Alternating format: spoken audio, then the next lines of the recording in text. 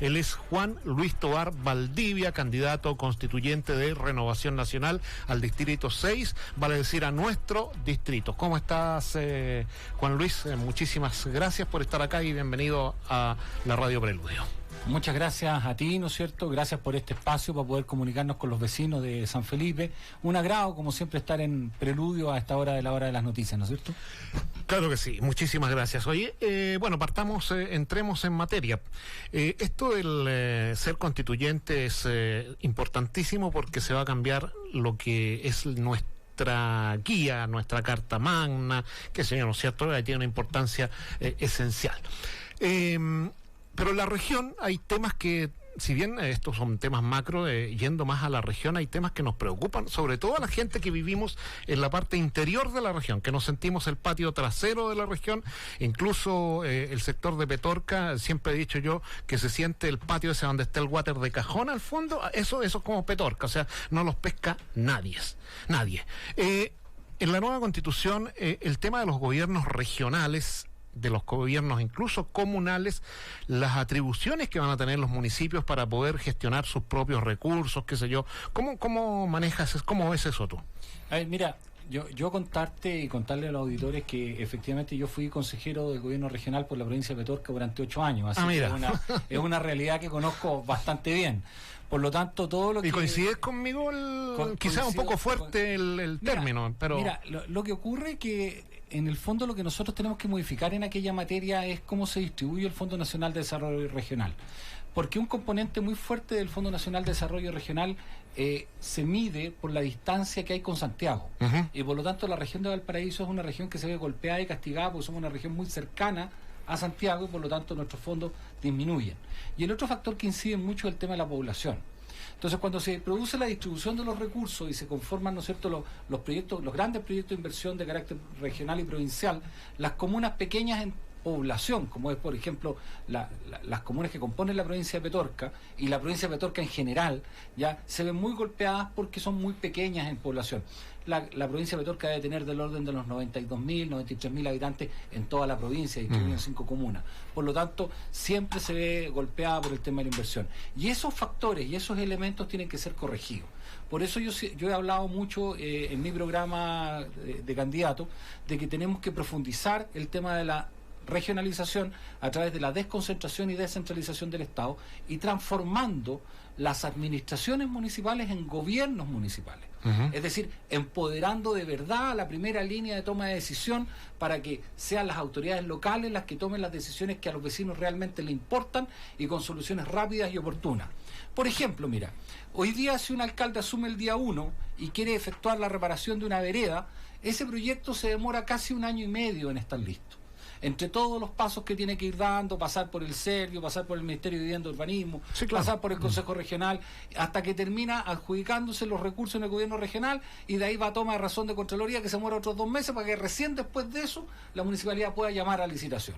Bueno, todo ese proceso burocrático nosotros tenemos que reducirlo y eliminarlo. ¿Cómo? Entregándole a los gobiernos regionales, a los gobiernos locales, es decir, las municipalidades, los recursos necesarios en primer lugar. Materia de urbanismo, funciones que hoy día no las tiene, entregarle funciones reales en materia de urbanismo, entregarle las facultades de toma de decisión y traspasándole los recursos.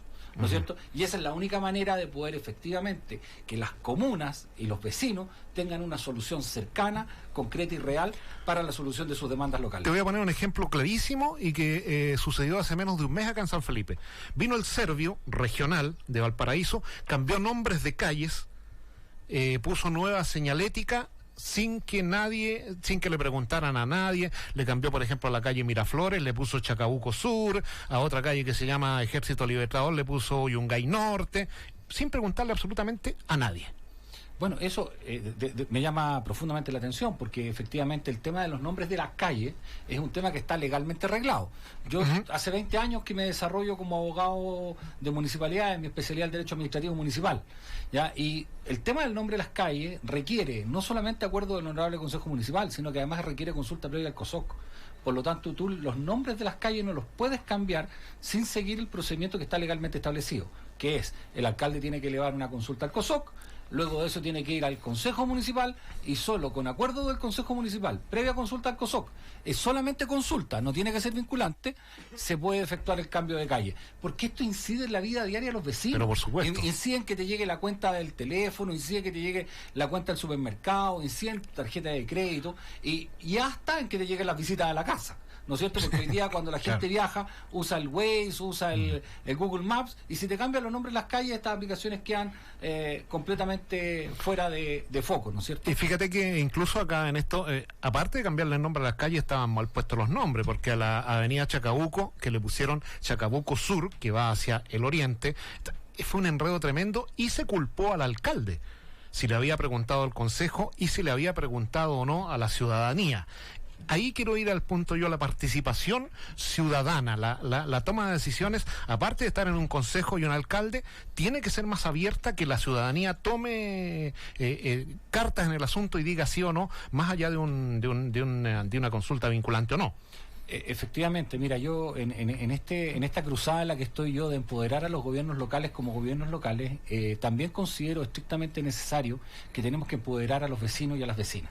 Ya, por las distintas vías de participación. Hoy día tenemos la vía de la participación de la comunidad organizada a través de las organizaciones y el consejo del COSOC, ¿no es cierto? Ya, pero también tenemos que tener la posibilidad de que en algunas materias las autoridades locales consulten directamente a los vecinos, ya sean consultas barriales, ya sean consultas comunales, pero que estas consultas también tengan alguna fuerza vinculante, sí. Porque la opinión de los vecinos, cuando se emite en forma democrática y soberana, tiene que ser vinculante, no puede ser meramente consultiva. Claro. Habrán otras materias en las cuales podrá ser meramente consultiva, pero sin lugar a dudas tenemos que abrir ese espacio para que sean los propios gobiernos locales, a través de un reglamento, de una ordenanza, establezcan algunas materias de consulta obligatoria en las cuales los vecinos tengan que pronunciarse y hagamos, ¿no es cierto?, palmaria la democracia en el ejercicio diario de la administración y gobierno local. Aquí en San Felipe hay ejemplos claros de eso. Hay un sector acá, el Señorial, que tiene la avenida principal, que es Julio Montero, que es de doble pista y es muy angostita cada una de las pistas. Entonces eso significa que los vehículos no pueden correr mucho. Entonces se iba a cambiar, se iba a eliminar el bandejón central de esa avenida, dejarla como una avenida ancha, y se hizo una consulta en el Señorial, y la gente rechazó ese cambio, y la avenida Julio Montero sigue como se repavimentó, qué sé yo, se arregló, pero sigue siendo la misma avenida donde no se puede correr tanto, por ejemplo. Bueno, es que eso es importante. Es un ejemplo clarísimo de ello. Estás llegando con una solución concreta al territorio donde los vecinos se sienten más cómodos. ¿Ya? Y la idea de los gobiernos locales es precisamente entregarle mayor empoderamiento a los vecinos y que estos, a través de sus municipalidades, puedan generar las condiciones de vida que ellos estimen pertinentes para sus propios barrios. Claro que sí. Nuestro territorio es bastante amplio, tiene variedad de personas, variedad de clima, variedad de tiempo, calor, qué sé yo, mucho calor acá en la zona. De hecho ya va a empezar a hacer mucho calor aquí en el valle. ¿Cómo ha sido tu experiencia de recorrer el territorio completo? Hay muchas partes que uno no conoce y que se sorprende de cómo vive la gente, la gran diferencia que hay con el sector más de la costa, por ejemplo. Sí, mira, gracias a Dios yo no me es extraña la geografía de nuestro territorio. Como te contaba, yo tuve la experiencia de ser 8 años consejero por la provincia de Petorca, pero yo llevo 29 años dedicado a la política en forma directa o indirecta, ¿no es cierto? Me ha tocado recorrer esta zona también en campañas senatoriales, en esas campañas de Sergio Romero, por ejemplo. Que hace tiempo eso. Pero por supuesto, sí. Si yo llevo 29 años de militante en Renovación Nacional, así que tengo una trayectoria bien larga. Y claro, mis papás vivieron un tiempo acá en San Felipe, mi hermano fue director del hospital de Putaendo, así que tengo una relación bastante profunda también con la zona. Claro, la geografía del Distrito 6 es muy especial porque va de cordillera a mar, claro, y desde el río Aconcagua, como digo yo, hasta el límite con la cuarta región. Entonces, es un territorio muy grande, son 26 comunas, cada una con sus particularidades, cada una con su idiosincrasia completamente distinta, con las rivalidades en el fútbol, ¿no es cierto? Unión Calera con San Luis, por ejemplo. O San Felipe contra Sandino. O como ocurría con San Felipe contra Sandino en su época. Y así sucesivamente, ¿no es cierto? Y claro, ha sido un recorrido bien intenso. Estamos todos los días en todas otras ciudades, estamos haciendo mucha radio, estamos en contacto con la gente, estamos visitando mucho a los emprendedores. Yo creo que el tema del emprendimiento también es un tema que nos ha convocado mucho en esta campaña y Bueno, en contacto directo con la comunidad. La verdad que lo enriquecedor de este ejercicio democrático es que también uno tiene sus propuestas, pero también está permanentemente escuchando aquello que la ciudadanía te demanda, aquellas cosas que la ciudadanía considera importantes y que de una forma directa o indirecta van a tener que ser recogidas aquellas demandas ciudadanas en el proceso de discusión de una nueva constitución. Respecto del llamado que tú podías hacer a la ciudadanía, ¿no es cierto?, la votación para el cambio de la Constitución, ¿no es cierto?, fue, no sé si sorprendente es la palabra por la cantidad de gente que participó. ¿Cómo lograr que esa gente siga participando, siga yendo a las urnas, sigan los jóvenes, especialmente que hubo muchos jóvenes que votó en estas elecciones, ¿no es cierto? ¿Cómo lograr reencantar? Mira, yo soy partidario del voto voluntario, porque yo voy a votar si a mí me encanta algo o alguien, si así es simple el asunto, creo yo. Mira, más allá del voto voluntario o no, yo creo que hay que abordar el tema desde una óptica un poco más global. Ya. Decirle a la gente que la política es una actividad noble, que en general se hace por personas que de verdad tenemos la intención de hacer servicio público, más allá del eventual desprestigio que hoy día pueda estar sufriendo la política. Yo creo que no la política, yo creo que los políticos. Yo siempre he defendido el tema de la política es una ciencia social, ¿no es cierto? Ahí quiero llegar, claro. Ahí quiero llegar. Y la única forma de producir cambios verdaderos en la forma como la gente percibe la política es que haya más ciudadanos que quieran involucrarse en la política y cambiarla desde adentro. Y por lo tanto, siempre el primer gran comentario que yo hago cuando me salen este tipo de preguntas es participación.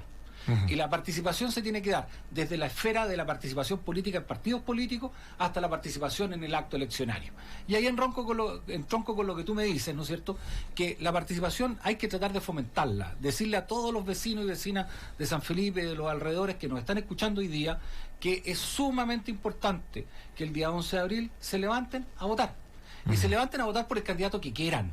Pero ¿ya? claro, si eso es democracia, sí. El llamado es participación. Ojalá todos puedan participar. Pero antes de participar, que se informen, que tomen los programas.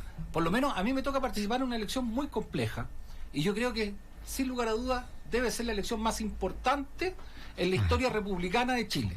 Ya, porque vamos a elegir a personas que van a construir y van a dibujar el Chile del futuro. Sí, claro. El Chile que nos va a gobernar los próximos 40, 50, 60 o 70 años. Y por lo tanto, pedirle a los auditores que se tomen la molestia y descarguen los programas de los candidatos, los lean, los revisen, se interioricen, vean cómo piensan, vean las cosas que defendemos y vean cuáles son nuestros postulados en las distintas materias. Y en función de aquello, ese día 11 de abril, voten, y voten a conciencia, porque no da lo mismo por quién votar.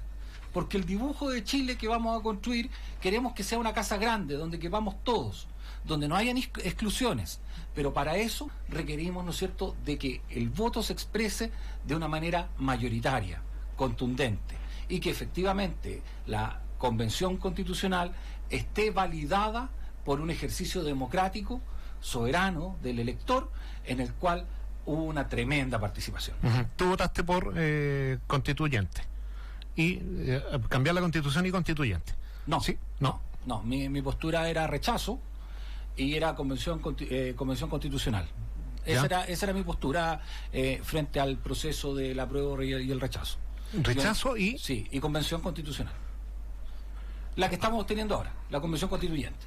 ¿Y por qué rechazo y estás tan entusiasmado con el cambio de la Constitución? A ver, mira, yo soy de la tesis de que hay muchas cosas en la Constitución que efectivamente se tenían que cambiar. Pero el mecanismo era el que yo tenía mis reparos, ¿ya? Y cuando te planteo que tenía algunos reparos, los tenía desde el punto de vista básicamente de lo que nos está tocando vivir ahora. El mecanismo propuesto era de muy corto tiempo, con una campaña muy breve, que va a impedir que las personas conozcan a plenitud, ¿no es cierto?, las ideas y que haya una amplia discusión del proceso constitucional. Yo lo he dicho y no es primera vez que lo digo, a mí me hubiera gustado que hubiéramos tenido 6 meses de campaña, ¿ya? De manera tal que pudiéramos efectivamente llegar con el mensaje a cada una de las personas y no en esta campaña tan flash, tan rápida, tan aérea, como digo yo, ya cruzada por una situación de pandemia en la cual en definitiva la comunicación con el elector no es directa, no es cara a cara, no se produce el efecto que uno busca de poder transmitir adecuadamente lo que uno piensa. Y por eso no nos queda otra opción que hacer el llamado a decirle, mire, ¿sabe qué? Tómese la molestia, baje las posturas y léalas usted, porque probablemente no vamos a llegar a su casa a verlo cara a cara, a decirle, mire, este soy yo, esto es lo que pienso y le pido su voto. Entonces, el mecanismo que estaba propuesto es el que a mí no me gustaba. No el hecho de que tengamos que modificar la Constitución. Yo soy abogado de profesión y yo soy el primero en decir, mira, toda ley es perfectible, toda ley es cambiable, al igual que la Constitución. La Constitución es una ley más. Ahora, es la ley más importante, la que nos regula, la que nos dibuja la cancha. Pero no por eso tiene que ser inamovible, ¿ya? Porque una Constitución tiene que tener precisamente la posibilidad de representar lo que la gente quiere, ¿ya? Y lo que la gente piensa y lo que la gente siente, ¿ya? Esa es la gracia de la ciencia jurídica, ¿ya? Que tiene que tener la capacidad de irse adaptando, no es una ciencia rígida, ¿ya? Y en este rechazo, pero me dices que hay cosas que lo hubieras cambiado. ¿Qué le hubieras cambiado a la Constitución? ¿O qué le quieres cambiar esencialmente a la Constitución? Bueno, tal como lo ¿Y he qué dicho, le dejarías? Tal como lo he dicho, o sea, yo creo firmemente en una regionalización fuerte, creo que tienen que haber gobiernos municipales y no meramente administraciones municipales, y eso es un cambio radical con lo que hoy día tenemos en nuestra estructura de Estado, por ejemplo. ¿Ya? Creo también, por ejemplo, que hay otro tipo de modificaciones importantes que nosotros tenemos que hacer en materia, por ejemplo, del rol solidario del Estado. ¿Ya? Y yo hago el hincapié en el rol solidario del Estado. Yo soy militante de Renovación Nacional, nosotros conceptualizamos un Estado subsidiario y solidario. Y el rol solidario del Estado hoy día no está adecuadamente dibujado en la actual Constitución.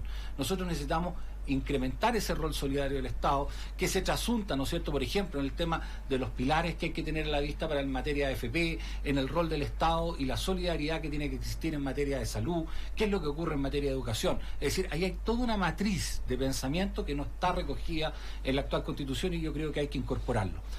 ¿Qué cosas le dejaría? Que creo que son muy buenas, ¿ya? Indudablemente el actual catálogo de garantías constitucionales del artículo 19, para mí eso es un mínimo, ¿ya? Yo digo, mira, tiene que estar esto y un montón de otras cosas más, ¿no es cierto? Pero esto que está hoy día, que son las garantías que hoy día conocemos, las garantías constitucionales, son un mínimo, es un desde, ¿no es cierto? Por lo tanto, eso yo lo dejaría. Hay otras cosas que yo también dejaría en la Constitución, que creo que también son bastante perogrullo, ¿eh? Por ejemplo, la división de los poderes del Estado. Un poder ejecutivo, un poder legislativo, un poder judicial, ¿ya? Que es más o menos la división tradicional, clásica de los poderes del Estado. Más allá de cuál sea la conformación de esos poderes. No me imagino que haya alguien que esté pensando que tenemos que dejar la república como forma de gobierno para pasar a ser una monarquía. Ya, o sea, son cosas que hoy día están en la Constitución que deberían mantenerse. Respecto a la Constitución nos asegura acceso, pero no derechos en general. ¿Eso cómo lo ves tú? Acceso a la salud, acceso a la educación, acceso... uno siente que no es un derecho el que tiene, por ejemplo. A ver, lo que pasa que lo que te consagra es el derecho al acceso a la educación, es el derecho al acceso a la salud, ¿ya? Que en definitiva, si tú ves, porque una cosa es el texto y otra cosa es cómo se ha aplicado y se ha interpretado por los tribunales, ¿ya? Y ahí hay que entender que la declaración constitucional siempre tiene una bajada, ¿ya? Y efectivamente el Estado de Chile, en la Constitución chilena, te garantiza la salud, ¿ya? Más allá de la redacción, pero tú ves, por ejemplo, los fallos de tribunales, y en los fallos las Cortes de Apelaciones y en la Corte Suprema obligan a las instituciones de salud previsional a proporcionar remedios, por ejemplo, que dicen, mire, este remedio yo no lo tengo en mi catálogo y es muy caro. No, señor, entréguelo. Igual, si es su función garantizar la salud de las personas. ¿Eso no tendría que estar más claro entonces? Porque tener que ir siempre a tribunales porque tengo este derecho es un trámite más. Es que yo creo ¿Se puede modificar yo creo eso? que ese no es un problema de carácter constitucional. Yo creo que ese es un problema de carácter legal. De cómo hago la bajada de lo que está establecido en la Constitución en la ley respectiva. Porque no podemos pensar en construir una Constitución de 500 páginas que pretenda regular cada materia de la vida diaria del Estado. La Constitución, como yo te he dicho, es un marco general, amplio, donde se regula la vida del Estado y cómo el Estado funciona, pero las bajadas pequeñas, la letra chica, por decirlo de alguna manera, es la que se tiene que hacer en la ley, y esas leyes las hace el Congreso. No es parte de la redacción del texto constitucional. El texto constitucional se tiene que hacer cargo de los grandes temas, de marcar principios, de marcar líneas de acción, de marcar la parte estatutaria del Estado, por decirlo de alguna manera. Y decir, mire, ¿sabes qué? Voy a volver sobre lo que te decía. Mire, vamos a tener 3 poderes del Estado. pero las características con las cuales se va a desarrollar el Poder Judicial estarán en la ley orgánica del Poder Judicial. Me explico, ¿no? Más allá que diremos, en la Constitución va a haber una Corte Suprema, van a haber cortes de apelaciones, va a haber judicatura de tal o cual naturaleza, pero el resto de la regulación, los plazos de tramitación del juicio, la forma como se tramitan, el procedimiento penal, el procedimiento del trabajo, todo eso es de materia de ley, ¿ya? Entonces, esas materias quedan reguladas allí. Bueno, ocurre lo mismo con los derechos. Ya, el catálogo de derechos efectivamente tiene que estar en el artículo 19, hoy día está en el artículo 19, a lo mejor el día de mañana estará en algún otro artículo, pero para mí ese es un mínimo. Vendrán más derechos. Yo, por ejemplo, hablo del derecho a techo. Ya, a mí me interesa mucho ya establecer un derecho a techo, que va más allá del derecho a la vivienda. Yo creo que el Estado no te puede asegurar que tú vayas a ser propietario de un inmueble. Pero sí el Estado tiene el deber de asegurarte que tengas un lugar donde cobijar a tu familia y donde desarrollar tu vida. Los países desarrollados, en el fondo. Y en consecuencia, yo no hablo del derecho a la vivienda, porque hay quienes hablan del derecho a la vivienda digna. Yo no, yo voy más allá, yo hablo del derecho a techo.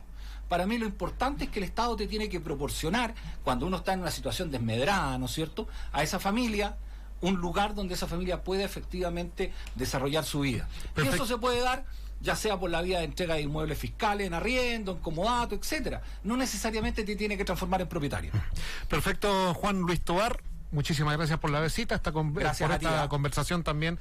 Nos estaremos viendo, yo creo, en más de una oportunidad, aunque queda muy poquitito tiempo para elecciones y difícil que te logres dar otra vuelta por estos lados, complejo. La verdad que yo soy bueno para recorrer, así que probablemente te voy a venir a ver en algún otro día. Perfecto, muchísimas gracias, que esté muy bien. Gracias.